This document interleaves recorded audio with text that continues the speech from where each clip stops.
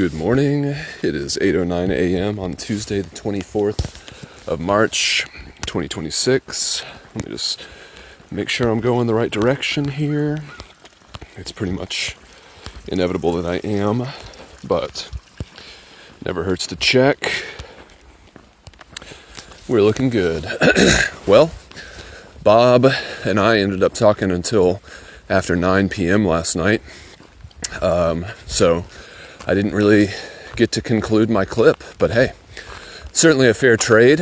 I enjoyed spending time with him. That was really the whole reason I wanted to stay there to begin with, was just to soak in his presence, his experience, his life. He's been running that hostel for 30 years. Maybe I mentioned some of this last night, but doing it for 30 years, has hosted 25,000 people, and he was in the military. He's traveled all over Europe hiking. He's a history buff, was a professor of history.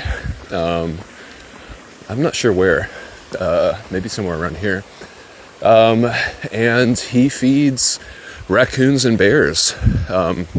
Last night, there was a bit of a raucous at a certain point when the raccoons came by to eat the cat food and marshmallows that he had laid out for them. And although I didn't get to see it, he said that the bear was also out there. A young juvenile, maybe around 200 pounds. Sounds like a pretty big boy. But yeah, it was great. Had that fire going for the whole time that we were talking, and it really warmed things up. It's certainly a chilly morning. It's not like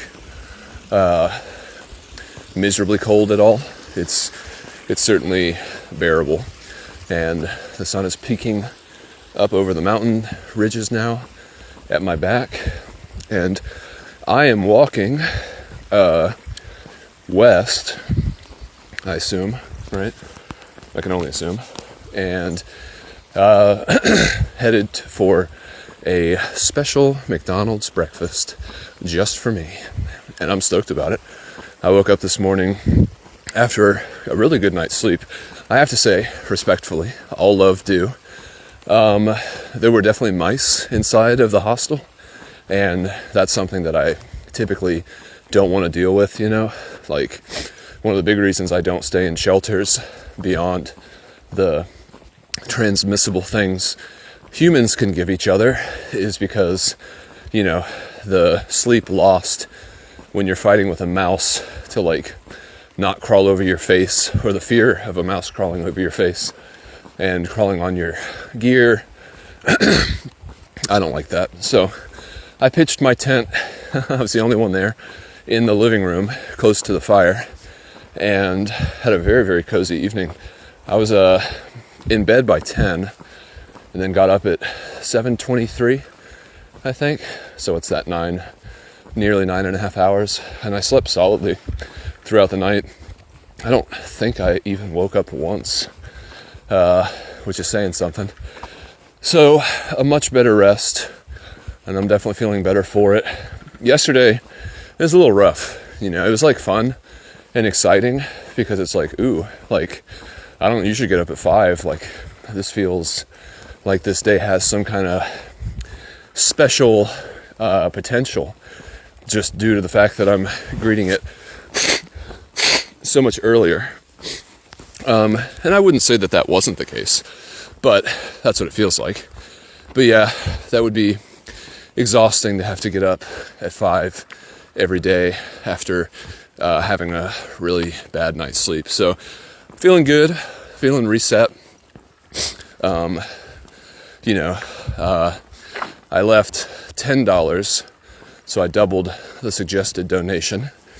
It's because I was like, this place is really cool. It is funny.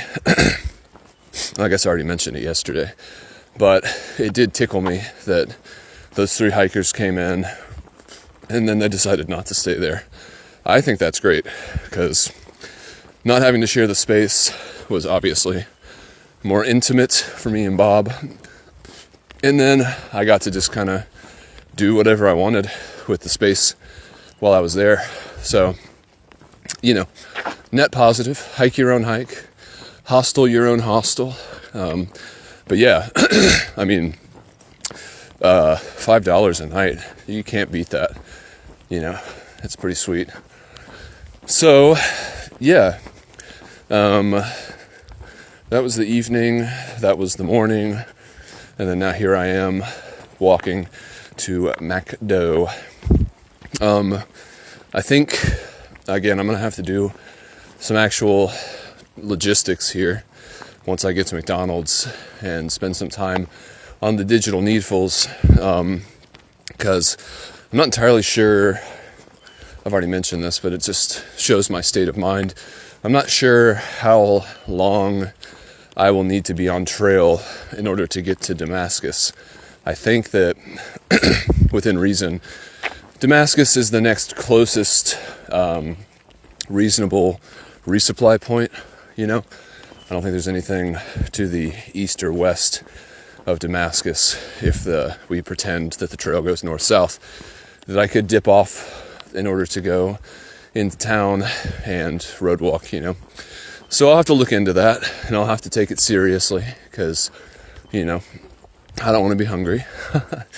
And, yeah, I mean, regardless, whatever the case, I think by the end of the day, I might be less than 60 miles from Damascus, maybe even closer than that. I wanted to say 50, but I was like, nah, 50? Like, if I was 50 miles away, here, I'll make a promise to myself.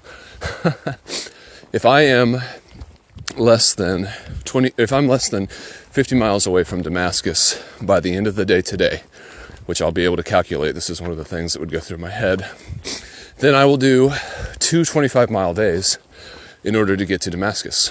And that would solve all the logistical issues. Man, almost wishing I had my gloves. I kind of was starting to just look at them as a waste of space recently, because I haven't worn them for, I don't even know how long, 4 days or so. And it's like, you guys are on the chopping block. Like, the more times I pack and unpack my bag and then hold those gloves in my hands and can't even remember the last time I wore them, the less likely they'll make the cut in the future. But I suppose they're being given a second life. I do recall in 2022, in early April, I went through Irwin, Tennessee, the same Irwin that I walked through the other day. And we had had a spell of very warm weather, 60s and 70s. And so in another fit of wanting to reduce my pack weight, I went ahead from Irwin and sent all of my cold weather gear home. Like, I still had 2 jackets and probably leggings, but I probably sent back a fleece, maybe a beanie, some gloves, and then a couple of days later, another cold front hit, and it actually snowed. So they say, typically, and this wouldn't really still apply to me, because I think when the main trail culture was being established, like the through hiking culture that I'm now a part of, I think it was more typical to wait until April to start your hike, just so you wouldn't be subjected to so much cold, So the typical wisdom was that you could send all of your cold gear home safely as soon as you got to Damascus. But if you're doing an average pace, which, let's be generous and say 15 miles a day, and you don't even start until April, then it probably would be mid-May when you would arrive in Damascus, which would also make sense, because mid-May is when Trail Days happens. And to whatever degree that organization could, I'm sure that they try to, set up the festival so they can, ensnare as many hikers as possible that might be going through. The big bubble still starts in April. If you're starting in February or March, you're definitely someone who is aware of the crowds and has a different calculus. I mean, there's a bunch of reasons why you could start in February and March, but by and large, for those who do, the reasoning I've most often heard is that they want to do that so that they're ahead of the bubble. And being ahead of the bubble is very nice, having 2 hostels in a row to myself was pretty crazy. I don't think I've ever had that happen, period, on the trail, where I go into a big place like Station 19E, and then there's no one there, But, that's what I'm saying. When I'm leapfrogging all these different cohorts via road walking, it's like I have no idea what kind of pocket I'm entering, if it's going to be one with a lot of vacancy, or, somehow a larger group of people who started earlier or have gone faster. Like yesterday, that group that I wanted to see, that was 9 people doing a 33.5 mile day. I was like, well, obviously anyone who can do that at this stage in the hike, you have come a long way, physically, because even if you get on trail and have relatively good fitness and cardiovascular health, you still, for several weeks, you have to go through a lot of leg, foot, everything below your torso, and honestly everything below your neck, because you have to carry your pack too.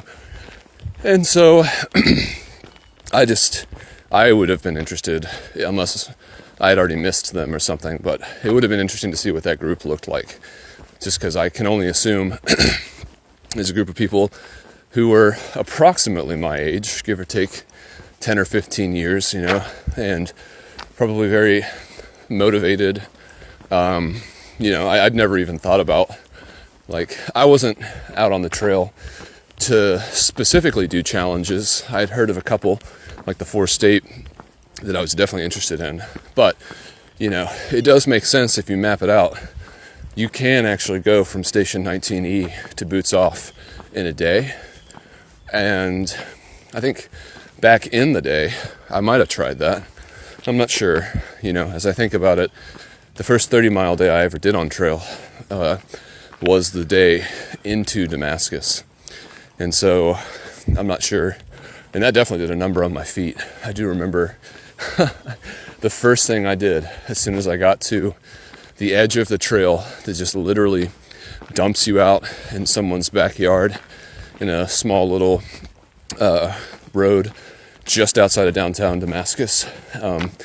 It's bizarre. It's it literally is someone's yard that you walk through, which I would have to get a game camera, if my house was right next to an Appalachian Trail, crossing or segment, that's just insane. There would be thousands of people going by your house every single year, it's crazy. But in any case, yeah. So what? Here I am. I'm going up this mountain. It's a pretty good climb. It's definitely something I would bike up and curse. It's good and steep. It's a good Georgia road. Some of them close to my parents' house did have switchbacks, but if anything, the switchbacks seemed to empower the road designers just to make it even steeper on the other side of the switchback. It's almost I don't know, it feels like how you catapult things around the moon so that you can increase their acceleration through gravity. And it feels like that, but the opposite. So, yeah, what else? Had a couple of notes that I suppose I wanted to go ahead and get to. And get them out of the way, you know. And this is the first car I've seen all morning so far. Hello. It's like, you know, I give people a couple of chances when I wave because I'm like, maybe they weren't looking. And I waved to that guy twice, and I feel like we made direct eye contact the whole time. So I was like, okay, well, he is certainly choosing to not wave, and that's fine. Just wanted to confirm. Trust but verify. So, let's see.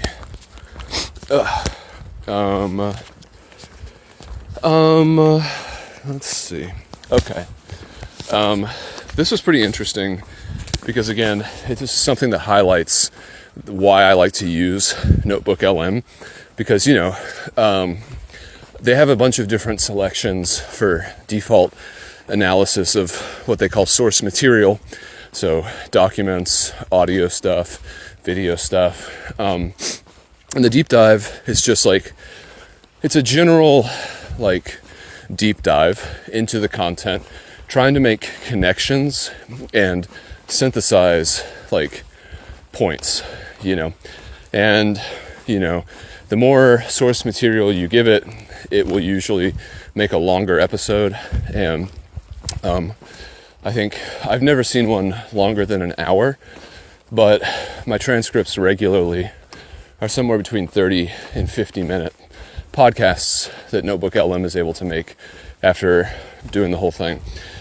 And so yesterday I was listening to it, the podcast that was made about my podcast, where I was talking about hoarders and trying to logic my way into understanding that kind of mentality. And one of the AI hosts on the show, you know, they often do this, but this one stuck out a little bit more. But they're like, you know, 3/4 of the way through, instead of just merely reporting on things, they typically will start to be just a little challenging, not necessarily like aggressively so, but just being the devil's advocate to explore a opposite and different position that would basically contradict what I'm saying, you know. And so yesterday, listening to it, one of the hosts was like, but can I point out a consideration here? And the other host was like, sure. And he's like, well, the narrator talks about not wanting to hoard items and having to physically, like, walk themselves through empathetic exercises to put themselves in the mind of someone who keeps items. But isn't the hiker really just hoarding experience in the exact same way? So he was talking, is like, you know, if you have a bunch of items and you feel like those items are precious, they probably root you to a space, you know, you have to take care and keep track of your items. So you stay in the space that you are in order to preserve the things that you have determined are important.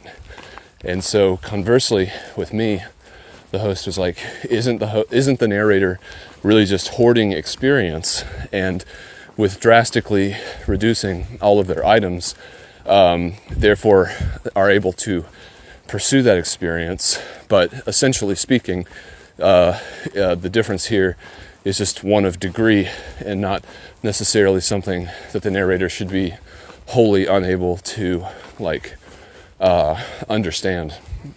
And I was like, you know, that's an interesting way of looking at it. And if that perspective is true, so to speak, then that would mean that it must be much easier for me to imagine what it would be like to be a hoarder than I originally thought.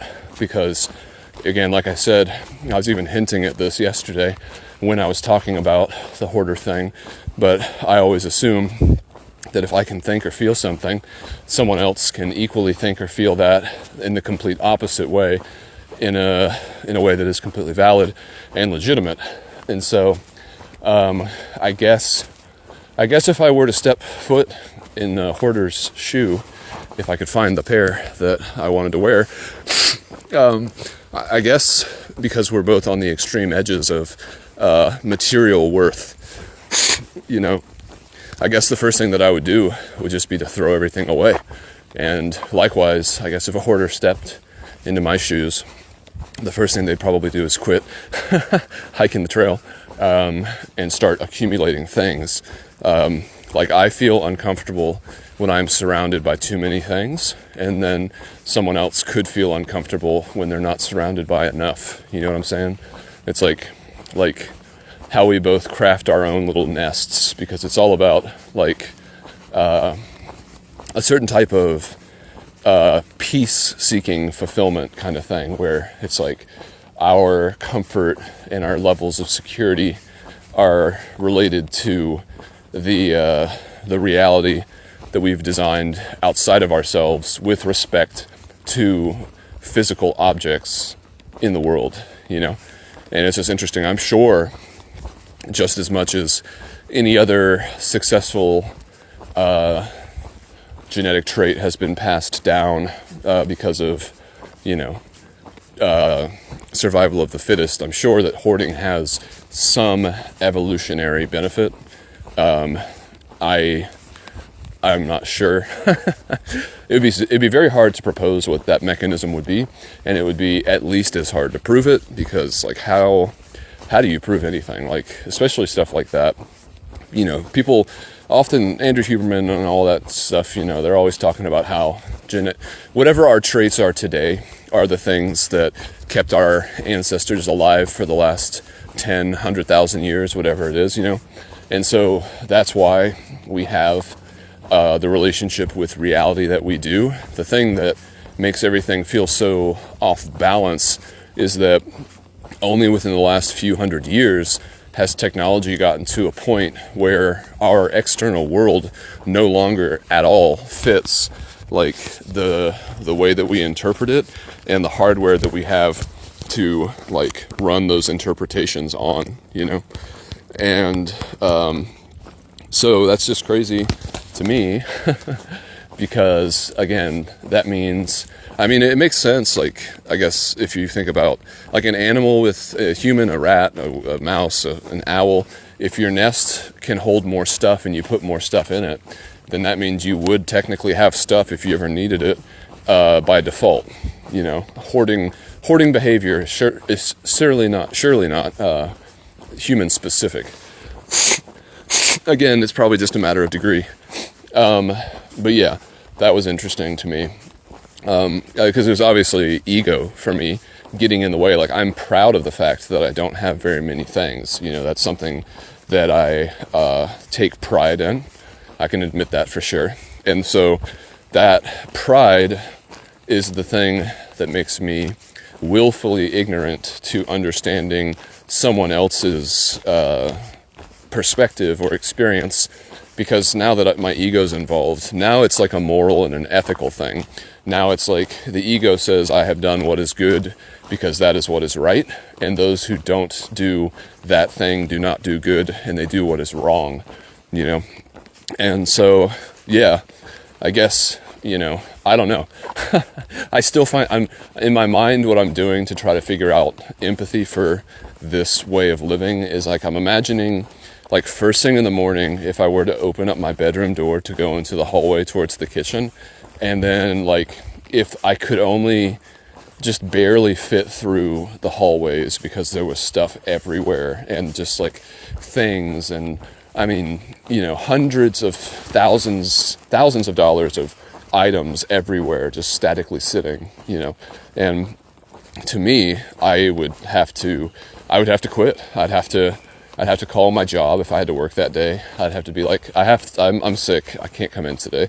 And I would spend hours and hours and hours and hours throwing everything away, you know, like, and mercilessly, like I wouldn't even mourn the loss, you know. Long ago, I gave up that kind of sentimentality where like certain things were uniquely special. You know, for some things, you know, it's hard to say that they aren't. And I've tried to take pictures of those things so that they at least exist somewhere, you know. I don't have to hold like an action figure from my childhood in my hands in order to be able to respect the nostalgia there. Taking a picture and being able to recall that if I ever wanted to, which that's the weird thing about that kind of item valuing. Like as I examine the feeling, so this is how I would acknowledgement. Up until this point, the things that I have ever regretted getting rid of are so few that none come to mind. The only thing that even vaguely flitters through, because I was thinking, what have I gotten rid of that I wish I hadn't? It was like, probably letters to my girlfriend from like college, like that would have been interesting, However, I don't read, so I really probably would have never gone back and looked at them, but they would have represented the possibility of doing that, which is another reason I like audio, because it's completely digital and it weighs nothing, and there is no, as long as you can hear it, that's the full experience. Like, again, a tangible object like that it takes up space, and audio doesn't. It's like literally air, like, it's vibrations through the air.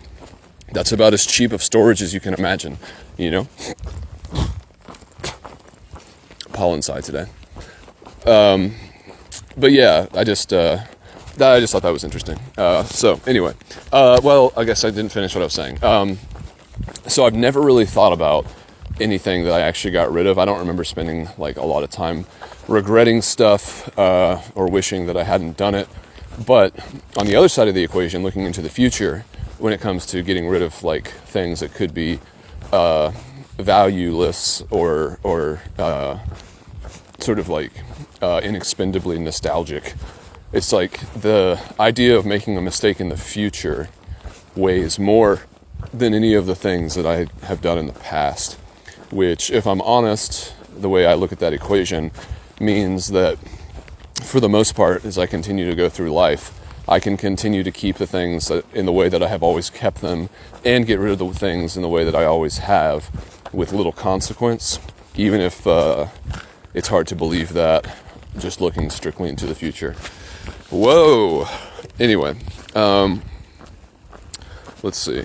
So this one is called Moonshots: Solving the Same Problems Over and Over Again in Value Added Work. So I was listening to a recent episode of Moonshots with Peter Diamandis and the Moonshot Mates, and they were talking a lot about, what were they even talking about? I think this was just a general, they call it WTF in tech is what they call it. So it's just like a roundup of like articles and news headlines that are having to do with AI, and then, they have this guy on the panel. They have a couple of guys that are extremely intelligent, but Alex Wiesner-Gross, AWG, as he's called affectionately on the show, he really is able to break everything down to any degree of difficulty or simplicity. So, he can give you a really quick, dirty metaphor to understand the basic thing that happened here, or he can go into the exact detailed mechanics on like a quantum level. And so, they were generally talking about, I guess, OpenClaw, and how these agentic systems are going to basically destroy enterprise companies, because now, just like I was talking about the other day, like niche software can be made on the fly. And so you don't have to worry about going to someone like Intuit or like Salesforce or who's another big player in the space. I don't even know. I mean, it's like basically the future looks like you will communicate with a chatbot in real time and explain what you need exactly, and then something that is created on the spot and on like a ad hoc basis is created. And so like you don't need tax software, you don't need CRM software. Like now you can actually create something that's unique to your intuitive workflow, which I assume AI would probably even be able to help work you through determining what that even meant. And so I was just thinking about how, like, I was thinking about my job again and what I used to do. And, the thing that kind of stood out in that moment to me was that, I really enjoy troubleshooting and problem solving. Like, that's one of the reasons I think the trail is so intriguing to me, because it is, like, some, like, pretty low level, constant troubleshooting, problem solving. Like, and we're talking really low level, like, setting up your tent is problem solving, getting water is problem solving, eating is problem solving, like, continued motion is problem solving, because, like, you're ultimately going to a place, and every single day you got to make some progress to get there. So I enjoy that kind of thing. Like, I enjoy it so much that I'd rather do something that's this hard than have the job that I did. But the problem with the job that was so frustrating was that it was like solving the same problem over and over again, which I now realize putting my tent up is the same thing. But it was like there wasn't a sense of satisfaction in the resolution, because it was like, it just felt like what was being done was the broken part, like the way of communicating with customers, like that part was broken. And so what we were doing in the actual work, it was like, well, this just feels like being a paper pusher, and it also feels like something where we're honestly not empowered to do our best, which, customer service, I mean, doing your best in customer service these days, like most people, whenever I hear anyone talk about having to go through customer service, they're usually relaying a horror story about something that took forever and made them really mad. And, at MailChimp, we actually did pride ourselves in good customer service. And, like, for years and years, MailChimp put its money where its mouth was and paid people good money to be a support agent, And that's where I started, and that's where I learned the ethic. But then something was lost at a certain point. Quality began to diminish, and that really is a tide that sinks all boats, my dude. It was just like, it was crazy. There wasn't a lot of demoralization when I left the first time in 2019, but certainly after MailChimp was bought, and when I came back in 2023, the morale was just like, it was a bummer. It's just like, man, all these people are this upset. It's like, well, why don't you just, like, grow a pair and quit? Like, why, this is such a pit of just, like, pathos. It's a pit of pathos in here, and it was hard not to be inculcated by that general feeling that nothing mattered, and that everything was just about as bad as it could be. Which is funny to have those feelings when you're, like, eating catered food and getting free perks, of the job, whatever they were. But yeah, like, the thing that I'm interested in is work that actually has a value add, like, I guess that's the thing that was missing in the work that I was doing. There was no value added to it. It's not about the repetitive thing of it, because, even a master craftsman does the same thing over and over again. They just do it really, really well.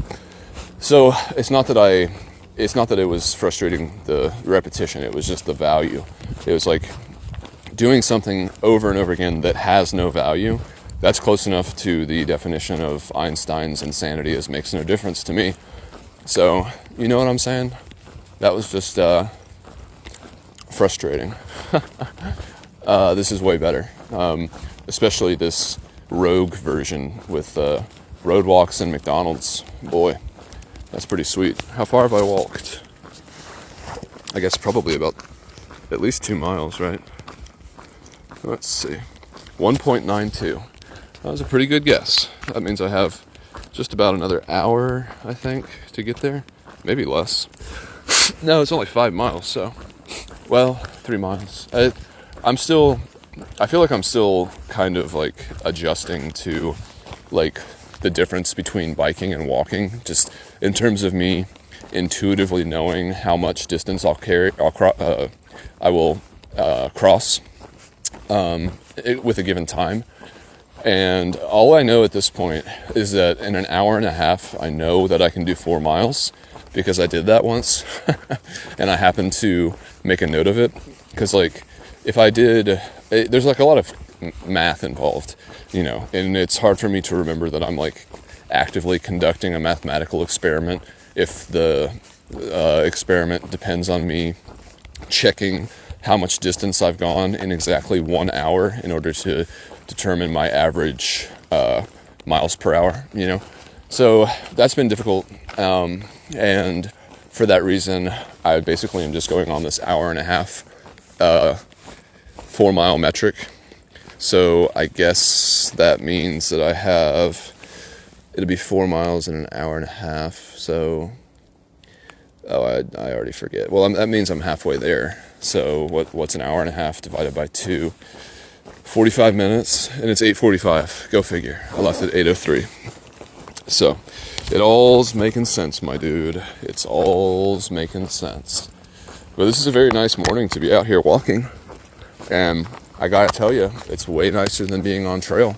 I can also guarantee you I would never make it to McDonald's if I tried to get there on trail. I would have, if that was even some part of a goal of mine to do today generally, and I wanted to stay on trail, I would have had to walk at least 8.8 miles to get to the road crossing, and then I would have to probably hitch. I'd imagine if I was doing a pure hike, I wouldn't mind hitching. On this trip, I'm going to see how far I can get without hitching. I think it's inevitable that I will at some point, but at this point, I'm pretty content, since I'm doing the road walks, to figure out how I can possibly get into town and all that kind of stuff without having to take a car, you know. But yeah. So I'd have to leave no later than 7, which would give me a 30-minute fudge factor, just in case something came up with me trying to get to, because 8.8 miles is going to take about 3 hours. Yeah, 3 hours? Yeah, 3 hours. All things going well. And so, yeah, I'd have to leave at 7, which means I probably would want to get up no later than 6. So already I'm getting up at 6 a.m. just to try to get to somewhere at 10 a.m. And contrast that with this morning, where I just woke up with the sun at 7:23 and then had a nice relaxed morning, leaving at 8. And if I'd left at 8, yeah, I mean, it's just like the logistics, the margin for error when you're on trail can be much lower. And I guess that's kind of, low margin of error. Higher. Yeah, I think when you insert roads, your margin of error becomes lower, because it's just like, well, I wasn't trying to do anything in particular anyway, so if I made a mistake, I'll just figure out how to fix it. Like, yesterday, it was kind of interesting, I didn't mention this, but when I was going on the road, Tower Road, I actually went on a different road that didn't have a name. I made a mistake thinking that Tower Road would be the one that was the wider road of the two when I came to a certain intersection, and I took it. And Tower Road was actually a much more rugged road that I thought surely couldn't be the right one. And so I took this other nameless road all the way around, and it was like, it probably added an extra mile. It was really, really squiggly, and it didn't directly go back to Tower Road. It did eventually go back to Tower Road, and so that was where I was able to connect back to the trail. But, there was a point where I was standing in the woods, and I was like, this road is not the one that I actually meant to take, and I'm not actually, at that point, I wasn't sure if I knew exactly where it was going. And then I was able to get service and check the satellite view, and I could see the road physically in the woods did go all the way back to Tower, so I didn't really, it was fine. But I did have to have a conversation with myself at a certain point where I was like, should I turn around? Like, I'm probably a quarter of the way up this road now, maybe less, it was a long one. And I was like, if I don't turn around now, then I'm really going to need to commit to continuing forward in this direction. Otherwise, I'm not going to get lost, but I'm going to end up wasting a lot of time and doing a lot of extra miles. So, yeah, I feel like I just decided to commit and to stay on that road. But, again, being on trail, it's like, well, if there's something wrong with the road, aka the trail, there's no alternative. You just have to go through it. So if there's all of a sudden a bunch of blowdowns or, I don't know, ice, snow, any number of things that make it difficult, like that's just now your new reality. For me, I can be like, I'm gonna step over this on the shoulder or something. I don't know. Maybe I'm protesting too much again. Let's see. I think there's one more. Okay, this was just a thought that was kind of fun to think about. That also was somewhat birthed from listening to the Moonshots podcast. But, I've talked about context windows, right, with AI, which is kind of like what AI has informed me. The planchette, that's the thing that you use on the Ouija board. And, basically, so AI has a limited context window where it starts to forget things, and that's when hallucinations occur. So I was thinking it would be interesting, and this would be hard to do unless OpenClaw really is as transformative as people say that it is. I've never used it. But it would be really cool to have a bunch of agents that I could fill up with my own content right to the edge of their context window. So my thought was basically just like, it would be like, I visualized it like a bunch of gumballs in a gumball machine, and like each gumball is an agent, right?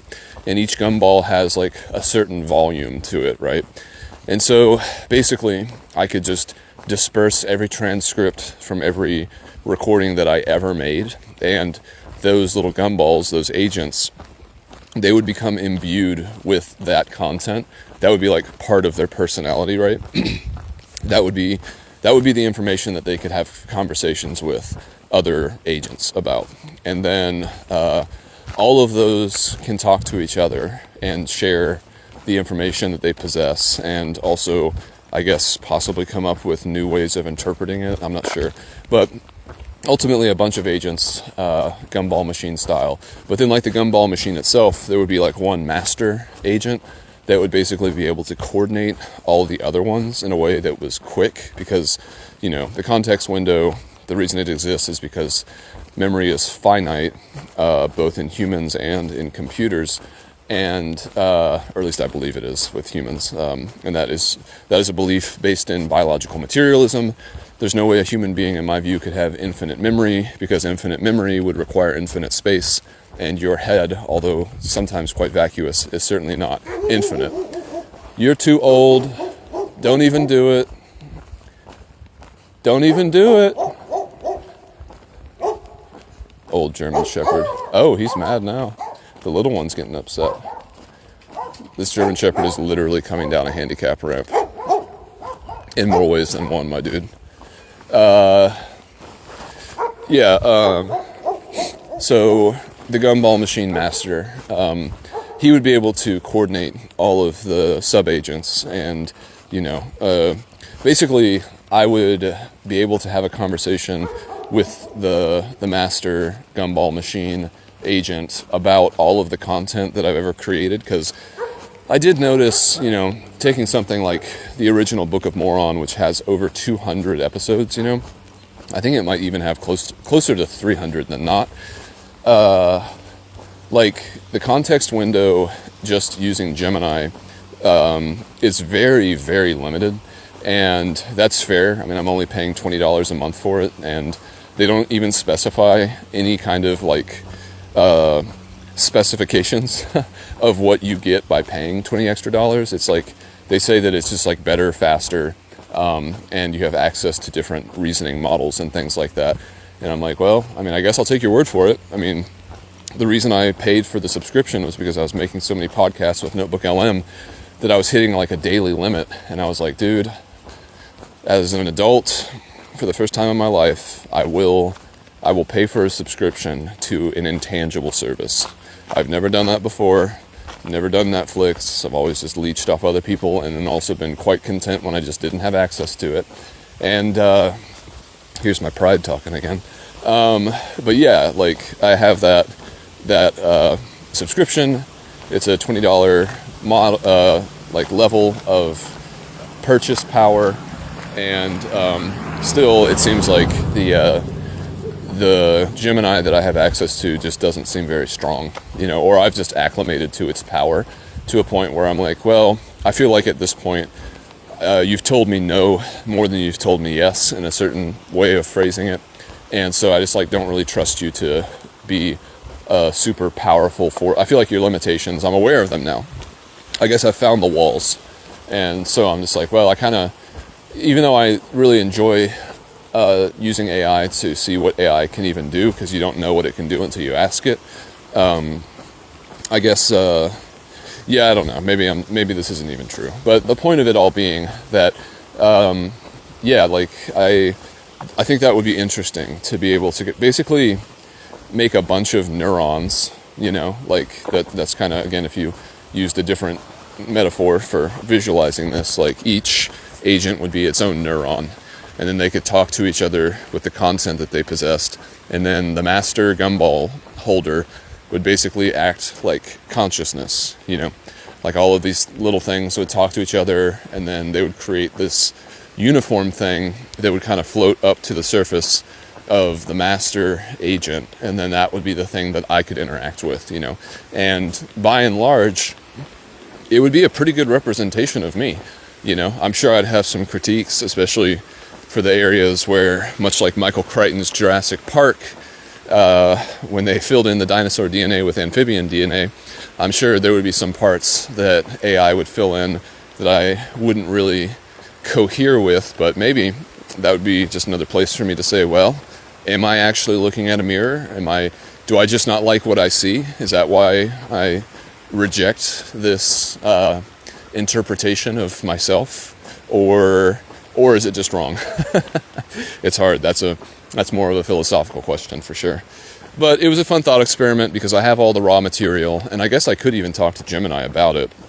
I should do that out of fairness. I feel like I have a jilted lover now, and I have to win them back through pointed conversation. But yeah, that's kind of where things are sitting generally. Those were all my list items, and I thought it would be fun to make a clip to occupy myself as I make my way down to McDonald's. I wonder what the temperature is. Let's see. It's possible that I might have service, but oh yeah, it feels cold. My hands are cold, but I don't think it's 32, 38. It feels like 35. I would co-sign that. Yeah, so, geez, now I'm getting 1,000 buzzes. Okay, I'm gonna leave it there for now. Love you, bye!